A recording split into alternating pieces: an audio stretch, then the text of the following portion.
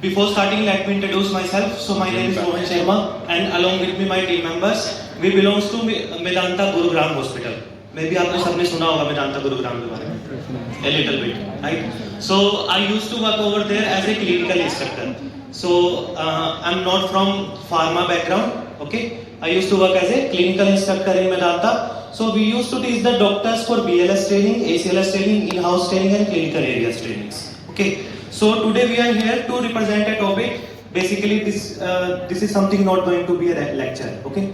So we will be more focusing on discussion. Okay. So we are going to represent the training that is basic life support. So in this training, we are going to discuss basic things. Ki how do we are going to provide effective CPR to a cardiac arrest victim, and how do we are going to identify the victim is suffering from cardiac arrest, and how do we are going to activate the emergency response system as soon as possible so that we can increase the survival chance of the patient. Clear to everyone? If you are having any doubt, you can ask me in the beginning of session and the end of session as well. So we will demonstrate the high quality CPR, and some of selected members can perform chest compressions as well. ठीक है? तो अभी तक में भी थोड़ा boring लग रहा होगा आपको, प्रैक्टिकल वर्क आ गया तो be awake. Fine? Okay. So if we are discussing about BLS, so this BLS we have to give it to a cardiac arrest victim. Now the thing is कि आप cardiac arrest के patient को identify कैसे करोगे, है ना? So what can be a cardiac arrest? So I want to ask to you guys कि what can be a cardiac arrest? Can anyone explain what can be a cardiac arrest? Yes, please. Anyone? Okay. So cardiac means heart. Okay. Arrest means when your heart is going to stop the pumping action. So that is the term is named as cardiac arrest. So अब कोई cardiac arrest की condition आपके सामने कभी भी आपको देखने को मिल सकती है. जैसे कि हम सुबह से डिस्कस कर रहे हैं, there can be any kind of heart disease, heart attack, acute MI, CVD, coronary artery disease that can lead to cardiac arrest. और इन मैनी केसेस आपने देखा होगा कि रोड साइड एक्सीडेंट्स में भी क्या होता है, आपको कैजुअलिटी देखने को मिलती है, राइट? तो आप उस टाइम पे as soon as possible you will activate the emergency response system. आपको जल्दी से जल्दी रिकॉग्नाइज करना है विक्टिम को. You are the health care provider. और वन मोर थिंग कि हम जब इंडिया की बात करते हैं, if you are talking about India and America, there is lots of difference. Okay, तो यहाँ पर ज्यादातर लोगों को BLS का मतलब ही नहीं पता होता है, फुल फॉर्म भी नहीं पता होता है. ओके, तो हेल्थ केयर प्रोवाइडर्स को एटलीस्ट BLS तो आना ही चाहिए. और अमेरिका में क्या होता है कि as per the AHA guideline सबको BLS का कोर्स होना, सर्टिफाइड होना जरूरी होता है.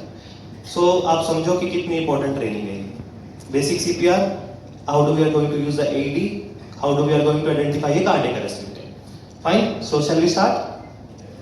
Okay, so if we are talking about BLS, you must know about cardiac arrest. So there can be 3 silent symptoms of cardiac arrest. Can you explain कि क्या क्या सिम्टम हो सकते हैं कार्डियक अरेस्ट के विक्टिम में? किसी को पता है?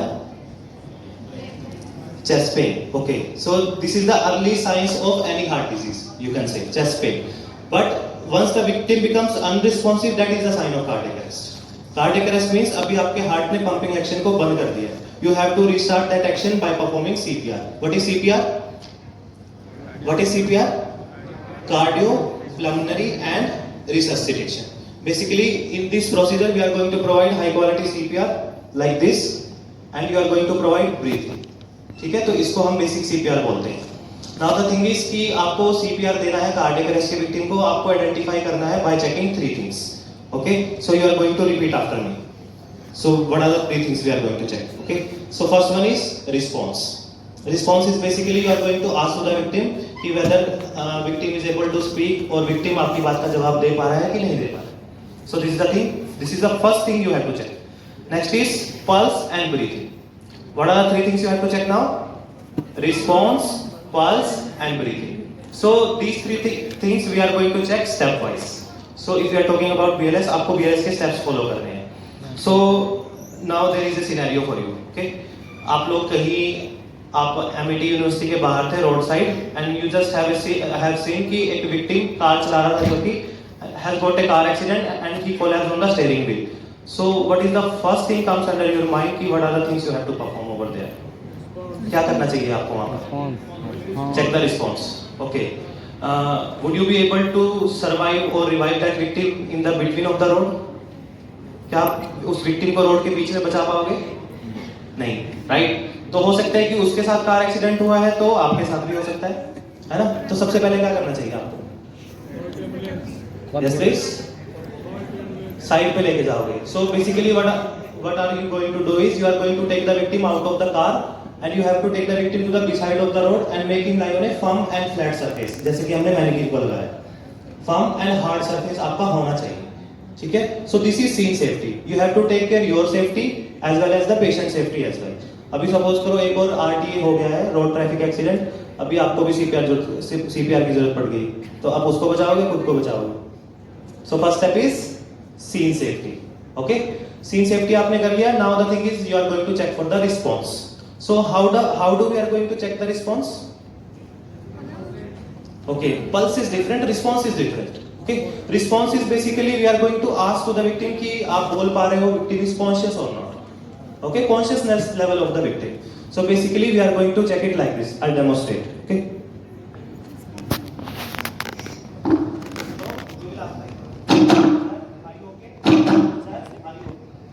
So this is how we are going to tap on the both of the shoulders in the same time, and we have to ask also.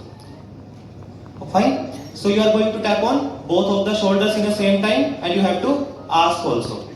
So this is the best method to check the response of the victim. आपको motor stimulus भी देना है और verbal stimulus भी देना है. So why both are the stimulus are important? दोनों stimulus देना आपको important क्यों है? अभी suppose करो आप सिर्फ टैप करे जा रहे हो, ठीक है? और victim को क्या है? पैरालिसिया हुआ है. So what will happen? Patient को sensation ही नहीं होगा. और अगर आप सिर्फ बोले जा रहे हो, आप टैप नहीं कर रहे हो कि विक्टिम डेफ था, आपको पता चला बाद में. So what will happen? Victim आपको जवाब नहीं दे पाएगा. So this is the thing, you have to check the response by tapping on the both of the shoulders in the same time, and you have to ask also. Clear to everyone? So this is the early sign of cardiac arrest, that is unresponsiveness.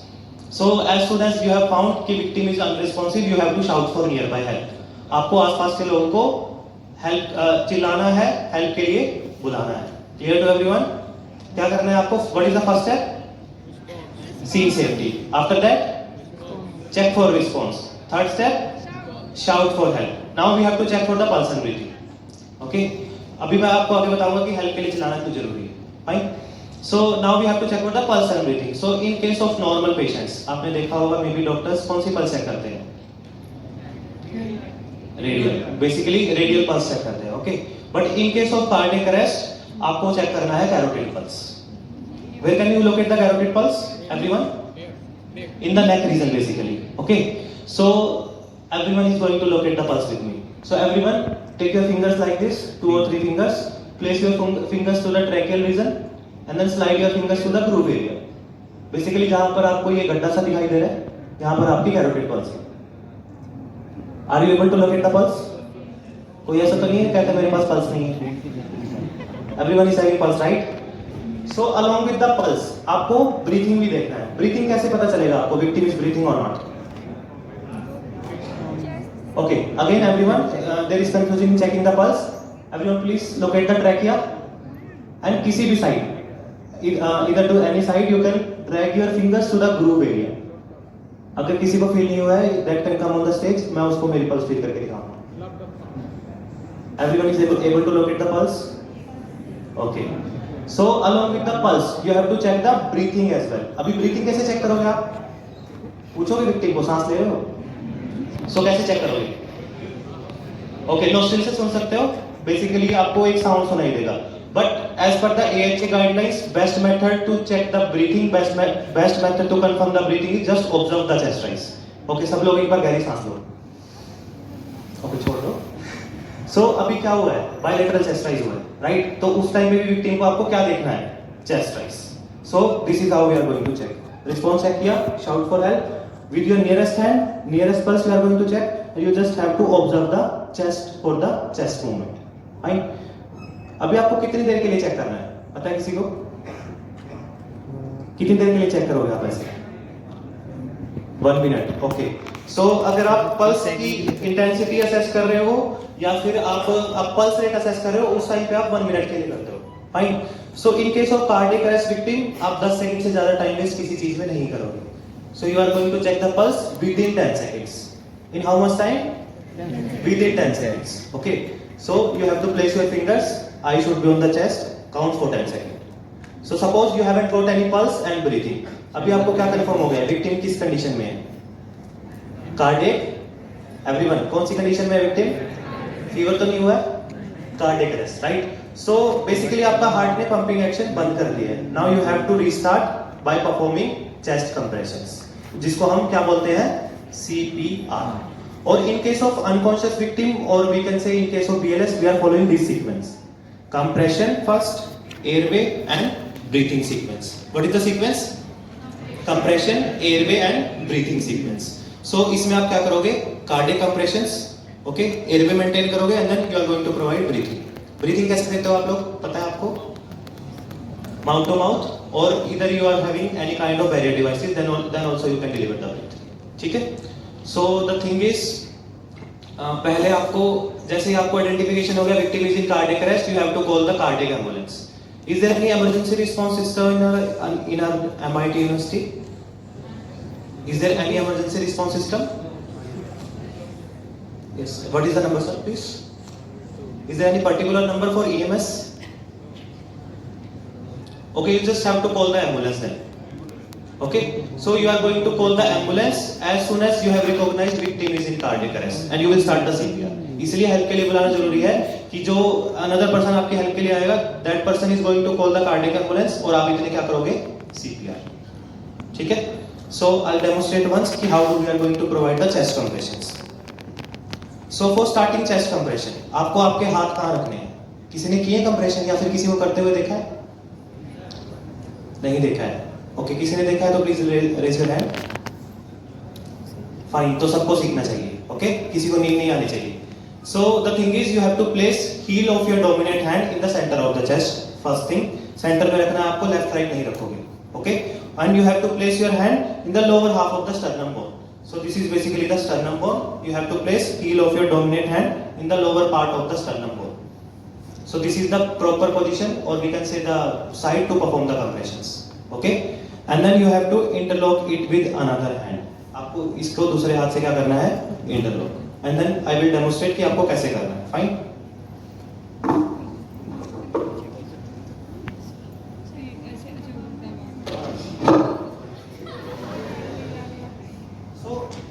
Thing is there. अगर आपको ऐसे surface पे आपने victim को लेटाया है कि आप compression नहीं कर पा रहे हो, सो बेस्ट मेथड इज कि आप विक्टिम को फ्लोर पे ले लो.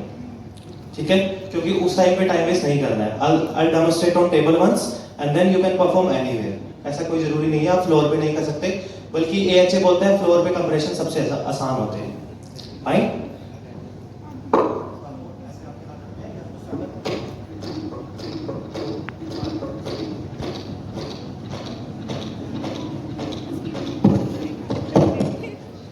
This is how we are going to perform the compression. This much speed you have to maintain, this much depth we have to maintain. Okay, your elbow should be always straight.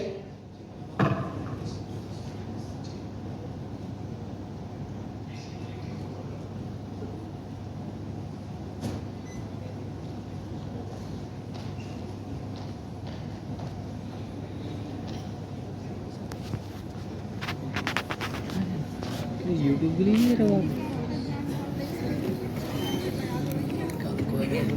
Am I audible to everyone? Am I audible? Okay. So this is how basically we are going to perform the compression. So while performing compression, your elbow should be always straight. It should not be bent with the compression. Okay? And then you have to lean forward on the victim. So lean forward is basically your shoulder should directly come over the victim chest so that you can compress downside. अगर आप ऐसे compression करते हो, you will just push the victim back. और आप heart को compress नहीं कर पाओगे. So that's why we are named these compressions as cardiac compressions. Fine. So आपको क्या करना है? पहले कंप्रेशन करोगे, उसके बाद आपको कौन सा सीक्वेंस मेंटेन करना है? Airway and breathing. तो पहले कंप्रेशन को डिस्कस कर लेते हैं कि इफेक्टिव कंप्रेशन होते क्या है. So this is basically basic things जो आपको पैरामीटर्स याद होने ही चाहिए. Right.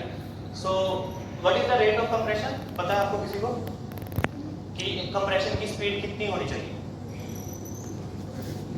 बेसिक चीजें हैं, आपको पता होना चाहिए. That is 100 to 120 compressions per minute. Basically आप ऐसे सीरियस एग्जांपल देता हूं आपको, आप गाड़ी चला रहे हो 100 to 120 की स्पीड में, ओके, और आपको उस गाड़ी में ब्रेक लगाना है 30 कंप्रेशन के बाद, लेकिन आपकी स्पीड कितनी होनी चाहिए 100 to 120, fine. So these are the parameters of high quality CPR. So it will not be visible, we will discuss, okay. So आपको एक बारी में कितने कंप्रेशन करने हैं, 30 कंप्रेशन एंड 2 ब्रीथिंग। कितने कंप्रेशन करोगे आप, 30 कंप्रेशन एंड 2 ब्रीथिंग, और स्पीड आपकी कितनी होनी चाहिए, that is your 100 to 120 compression per minute, fine. और आपकी डेप्थ ऑफ कंप्रेशन होनी चाहिए, that is at least 2 inches and 5 centimetre.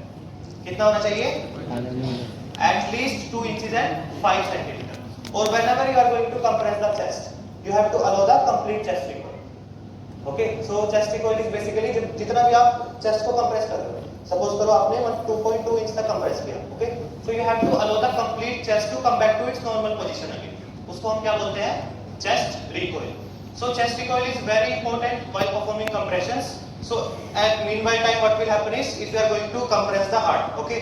So blood will go out of the heart. If you are not allowing proper chest recoil, there will be no refilling of the blood into the heart, and in the result decrease cardiac output. Basically we have to maintain the chest recoil whenever we are going to provide the effective compressions, okay? Are the parameters are clear? All the parameters are clear? Okay, so here is a scenario, we will discuss by the scenario, okay? So there is a worker, हमारे guard साहब है, and they have seen the victim is collapsed from the chair. So what is the first thing we have to do over here? क्या करोगे आप पहले, check the response, no, basically आप chair को दूर करोगे, ओके, सराउंडिंग एरिया को save करोगे, and you are going to turn the victim to the spine position, fine. Basically first step is scene safety, make the person lie on a firm and flat surface. Next is check for the response by tapping on the shoulder, and we have to ask also. Next, if response is not there, then shout for nearby help. Next is check the carotid pulse and breathing for how many seconds, less than 10 seconds, 5 to 10 seconds basically we can say, okay? So basically this number is belongs to Medanta, आप लोग मत dial कर देना, ठीक है? So this is basically a code blue number. अगर आप किसी क्लिनिकल एरियाज में आके काम करते हो, so you may be able to see कि we are going to announce code blue if the victim is in cardiac arrest. So वहाँ पर एक एडवांस टीम आती है विक्टिम को रिवाइव करने के लिए, but you just have to remember कि you have to activate the particular area's emergency response system. So you will call the cardiac ambulance over here, okay? And then you will start high quality CPR. So where are we going to place our hand for the compression? In the between of the chest, in the center of the chest, in the lower part of the sternum bone. Clear to everyone? Yes or not? Yes. Okay. So next is, what is the ratio of compression? 30 compression and 2 breathing. Breathing we will discuss. Okay. So next is, you can give mouth-to-mouth breathing, or maybe you will be having some barrier devices. Okay. So this is elbow bag we are using in hospital scenarios, but outside of hospital scenario you can use this one. So this is pocket mask. We'll discuss one by one. Okay. So next is your rate of compression. Rate of compression कितना होगा आपका? 100 to 120 compressions per minute. So this is the thing. Okay. So now comes to the sequence. So this is the sequence we were maintaining. अभी तक आपने क्या perform कर दिया? Compression. Now we have to maintain the airway. So basically airway we are going to maintain by performing hand and chin. Okay. Basically if you are going to go for the mouth-to-mouth breathing, so first you have to pinch the victim nose. Clear to everyone? First we are going to pinch the victim nose, and we have to hyperextend the neck and open the chin a little bit, and you have to deliver the breath by contacting the patient's mouth with our mouth properly. Okay? सबको समझ में आया? So this is how we are going to deliver the breath. I'll demonstrate. 1, 2. So this is how we are going to deliver the breath, and you have to deliver one breath for 1 second. You have to wait for 1 second, and then another breath for another 1 second. So ये अभी आपने कौन सा sequence follow किया? Compression, airway maintenance by performing hand and chin lift, and then you have to deliver the breath. Clear to everyone? Okay. So next is pocket mask. So this device we can say कि आपने नहीं देखा होगा. देखा कभी ऐसा device? देखा है? Okay. So usually this device will be available airport, okay? So airport पे होता है, कई बार आपका फर्स्ट एड किट में होता है। ठीक, सो जिसको सर्टिफाइड AHA ट्रेनिंग मिली होती है, सो वो लोग इसको रख सकते हैं। Those who are working in EMS team, emergency response team में जो काम कर रहे हैं वो रखते हैं इसको। ओके, सो अभी आपको एक बात का ध्यान रखना है, कुछ लोग बोलेंगे कि हमने इसको आज तक देखा नहीं तो आगे क्या यूज करने को मिलेगा, right? So first aid care is all about to use the equipments. जब भी आपको देखने को मिले you have to use it. Okay, तो इसलिए आपको पता होना चाहिए कि हाँ ये डिवाइस काम कैसे करते हैं। So basically this narrow part you have to place over the nose bridge. इसमें क्या फायदा होगा, आप direct mouth to mouth contact को अवॉइड कर सकते हो। So this narrow part you have to place over the nose bridge and this broader part you have to place over the chin area, and then same you have to seal the mask properly so that there should be no leakage. Perform head to chin lift and deliver the breath. How many breaths you will give? 2 breaths. One breath for 1 second, wait for 1 second, another breath for another 1 second. One thing also you can do is you will deliver the breath and you will observe the chest rise. Okay, अगर आपकी breath के साथ chest rise हो रहा है, it means your breaths are effective. Okay, so this is how we are going to do. 1, 2. And observe the chest rise as well. So it will give you the feedback whether your breaths are effective or not. अगर मान लो आपको chest rise दिखाई नहीं दिया तो क्या feedback मिलता है आपको? It means आपके breaths effective नहीं है. So what you will do? So there will be two situations. Okay, या तो आपने head chin lift अच्छे से नहीं किया, आपका airway block है. You have to open the airway. Okay, and हो सकता है कि आपने mask बहुत ज़्यादा नीचे लगा दिया हो और वहाँ से air leak हो रहा हो. Okay. So if we are providing mouth to mouth breath, that will deliver around 16 to 17% of oxygen. And if we are using pocket mask, it will deliver around 40% of oxygen. So that's why these barrier devices are most important thing while providing BLS, basic life support. Clear to everyone? Okay. Now the thing is there any doubt till now? Fresh many doubts clear कर लेते हैं. Any doubts? Okay. तो yes please. Sir अगर mouth से sir bleeding होगा तब sir क्या करें? Okay. So what you can do is if there is any bleeding, sometime vomiting can also be there, right? तो हो सकता है कि आप comfortable भी ना हो opposite gender से, है ना? So what you will do is you are just going to clean the area. अगर आप comfortable हो mouth to mouth breathing देने में, then go for it. अगर आपको लग रहा है कि no, I'm not comfortable with this thing, you will just skip the breathing part. You will just continue the chest compression. तो उसको हम बोलते हैं CCC, continue chest compressions. Okay, yes please. Okay, so in case of adult patient, आप compress कर सकते हो 1/3 of the chest. अगर आपको 2 inches और 5 centimeter के पैरामीटर्स याद नहीं रहते हैं, there is no feedback device outside of hospital. Hospital के अंदर we are having a feedback device कि आपको इतना ही compress करना है. But outside आप ऐसे ही compress करते रहोगे, हो सकता है कि bone breakage भी हो जाए. Okay, wrist fracture भी हो सकता है. But you will continue the CPR in that condition also, as per the AHA guidelines. Okay, that can harm the patient. Once the patient revives, we will heal the bones, right? So this is the thing. Any more doubts until now? Yes please. Who is asking? Okay, please, sorry. I'm asking about if someone got a heart attack in the situation What is the difference between heart attack and? no sir, अगर किसी को spot का heart attack आया है तो क्या करना है? Okay, so it depends upon the patient condition. Basically, you will activate the emergency response system as soon as possible. Or heart attack can be defined by some silent symptoms like sweating, radiating chest pain, or chronic chest pain, unstable angina, we can say. So in this condition, पहले तो आपको emergency response system activate करना है और as soon as possible आपको किसी doctor से तो आपको कंसल्ट लेना है.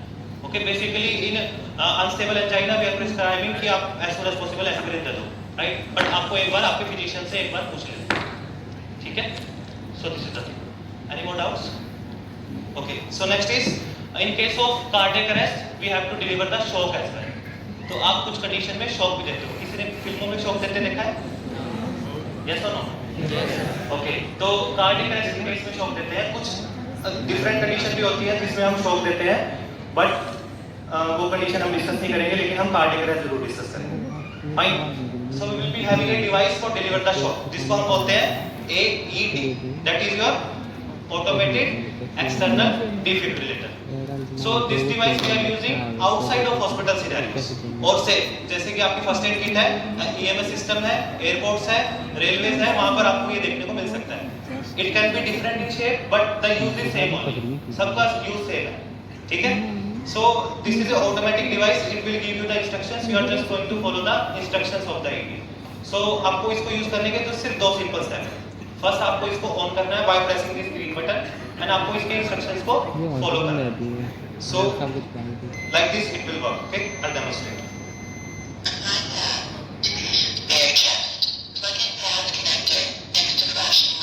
Okay, क्या बोल रहा है ये? सुनाई नहीं दिया, राइट? एक बार दोबारा से सुनते हैं, ठीक है? ध्यान से सुनना please.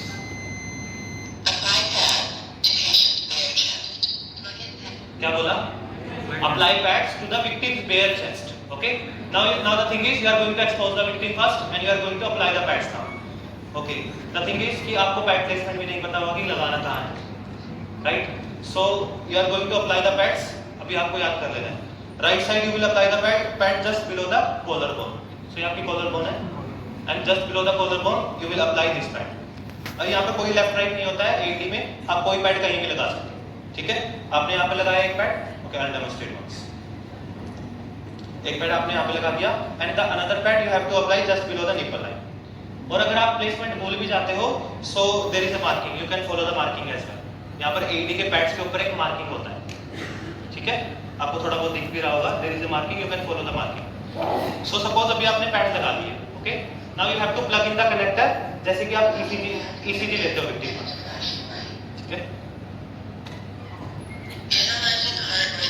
So it is analyzing the heart rhythm. सबको समझ में आ रहा है? It is analyzing the heart rhythm कि whether the rhythm is shockable or non-shockable. So in case of cardiac arrest there can be only 2 types of rhythms, shockable or non-shockable. So shockable rhythms are 2 only, that is pulseless ventricular tachycardia and ventricular fibrillation. So in case of non-shockable rhythms there are also 2 rhythms, that is asystole and pulseless electrical activity. तो आपको इतना सब याद करने की जरूरत नहीं है, you just has to follow the AED instructions.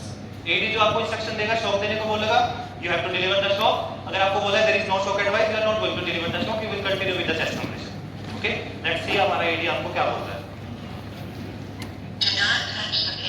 क्या बोला? Do not touch the patient. Why? So it is analyzing heart rhythm and saying कि do not touch the patient. Why? Shock लगेगा.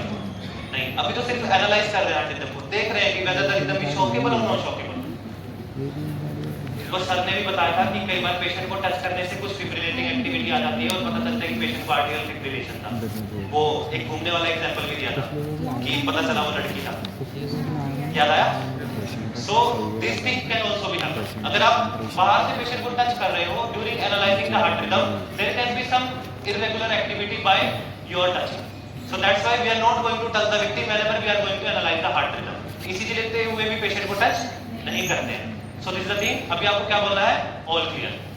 जब भी AED एनालाइज कर रहा है heart rhythm को, आप क्या बोलोगे? All clear. Okay? Suppose आपने all clear बोला, सब लोग पीछे हट जाएंगे.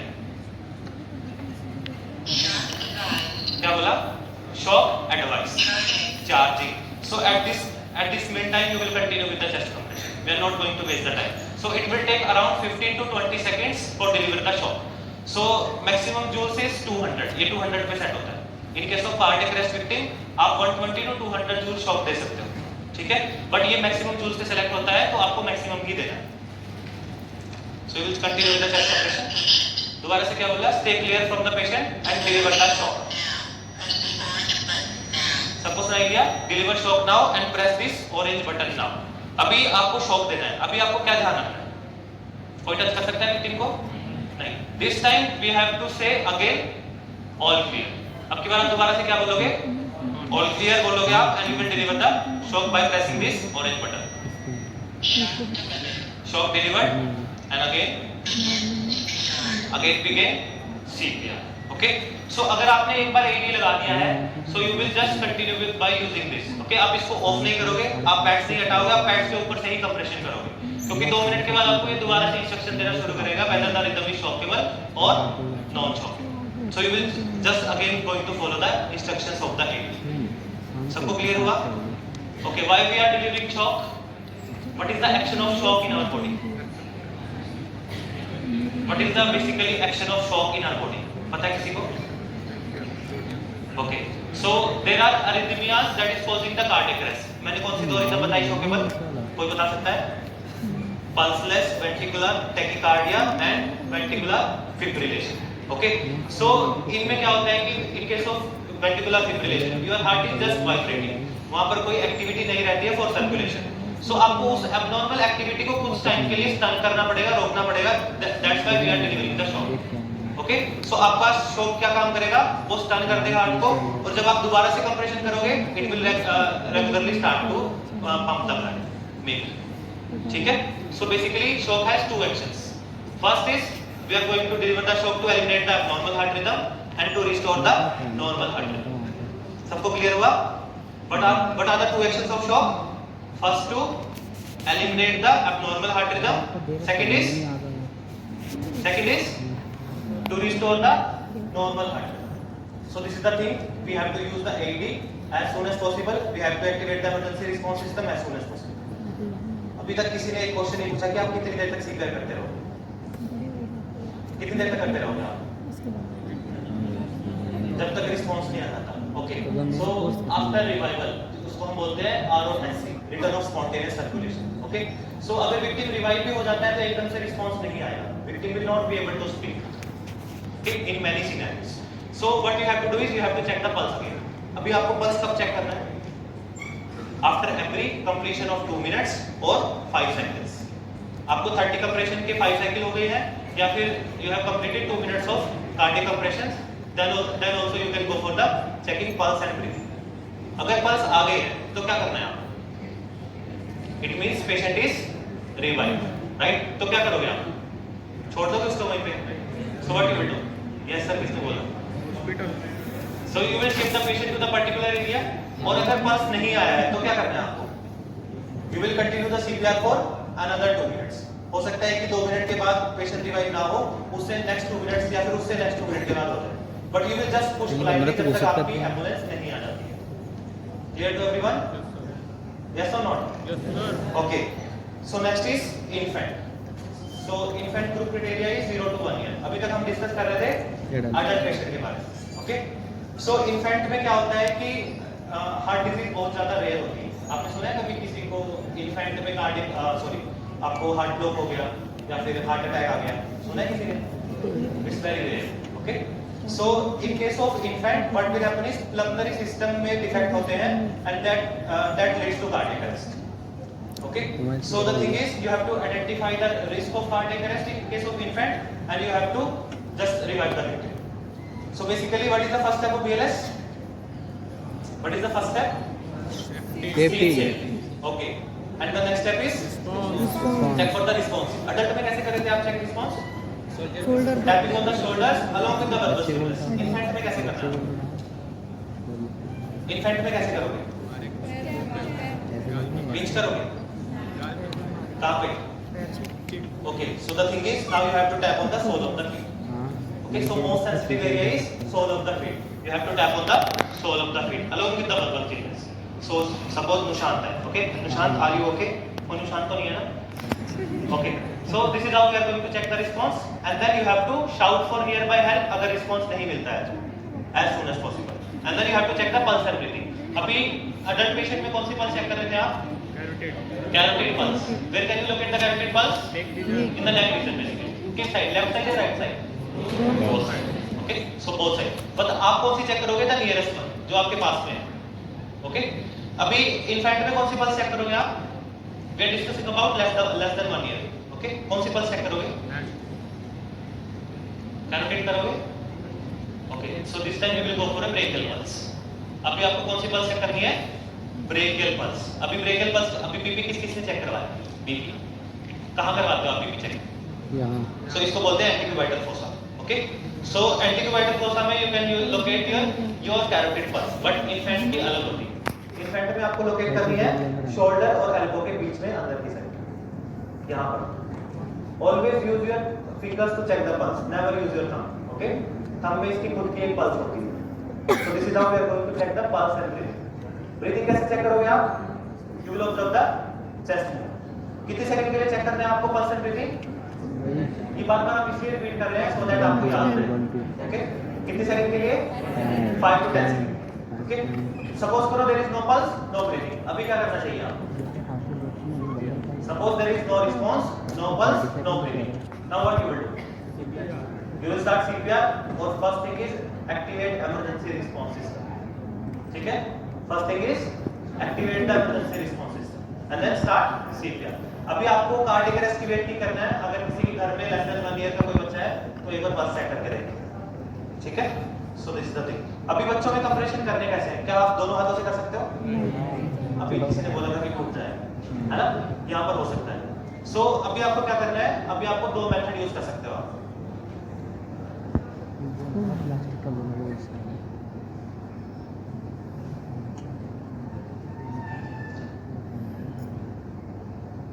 So जो आपको राइट साइड में दिख रहा है, एक ये मेथड होता है हमारा, that is two finger technique. Okay, and the another one is thumb and circling technique. So this is basically another method to relieve the choking, but CPR में भी आप इसी मेथड को यूज करते हो. So two finger technique आपको कहाँ रखना है? यहाँ पर आप हाथ कहाँ रख रहे थे? Centre of the chest. यहाँ पर भी आपको सेंटर में रखना है. और पर्टिकुलर एरिया पे कहाँ पे रख रहे थे? Sternum bone पे, right? So in case of infant, you will not be able to easily locate the sternum bone. तो आपको क्या करना है? You are just going to place your fingers just below the nipple line. जैसे आपको बच्चे की nipple line दिख रहा है, उससे नीचे आप क्या करोगे? आपकी fingers को रख दो. And you will start the compression. Okay? 1, 2, 3, 4. So this is how we are going to start the compressions. और दूसरी टेक्निक के लिए you are going to hold the infant from the edges. आपको सेम आपके two thumb and circling technique use करना है और आपको कंप्रेशन स्टार्ट करते हैं ऐसे ही सेम 1 2 3. एक मिनट में कितनी कंप्रेशन करोगे आप?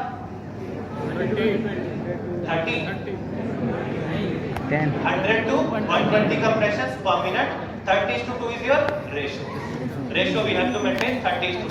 Now there is a slightly changing effect. Okay, if we are working alone or you are single wrestler, then you will go for 30:2.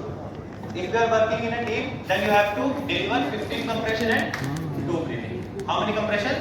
15. 15 compression and 2 breathing. So this is the thing we have to maintain. अभी इसके पीछे भी एक anatomical reason है. Okay, सो यहाँ पर क्या cause बताया था कार्डियक अरेस्ट का? Respiratory arrest. Respiratory arrest is the most common cause in case of infant patient. इसलिए आपको ब्रीथिंग पार्ट पे ज्यादा फोकस करना है. और ब्रीथिंग पे आप कब फोकस कर सकते हो? When you are more than 1 respirator और you are working in a team. So इसलिए बोलते हैं कि इन्फेंट में आप 15 के बाद you can exceed more than 2 breathing also. Okay, you can exceed more than 2 breathing. और आप कितनी देर के लिए कंप्रेशन करते रहोगे? At least for 2 minutes. 2 मिनट्स के बाद आपको क्या करना है? फिर से सीपीआर तब स्टार्ट करना है जब पल्स नहीं है. So first you will assess the pulse and breathing control. Clear to everyone? Okay, can we deliver shock in infant? Shock दे सकते हैं इन्फेंट में? Yes, we can deliver the shock. Okay, so same rhythms will be there. वही rhythm है जो infant में भी cardiac arrest cause कर रही है, वही रिदम है जो कि आपको अडल्ट में भी देखने को मिलेगा. So now the thing is pads may be different. Okay, so these are your adult pads, these are your pediatric or infant pads. Okay, so now the thing is, where are we going to place the pads? Okay, so one pad you have to place over the center of the chest, anterior of the chest and posterior of the back. अभी आप shock दे सकते हो same method से जैसे कि आप adult में ले रहे हैं. सबको क्लियर हुआ? Is there any doubt? Okay. So while handling ED, अभी आपको लग रहा होगा कि एक बार डेमोस्ट्रेट होने से या फिर एक बार ट्रेनिंग हो जाने से you will not be expert to deliver the shock, right? So आपको कुछ स्पेशल कंसीडरेशंस का भी ध्यान रखना है. Like there can be some special patients, उन पे आप ED कैसे यूज करोगे और शॉक देते हुए क्या क्या चीजों का ध्यान रखना है. Okay? So suppose patient was drowning, कोई डूब रहा था, तो उस टाइम पे आप क्या करोगे?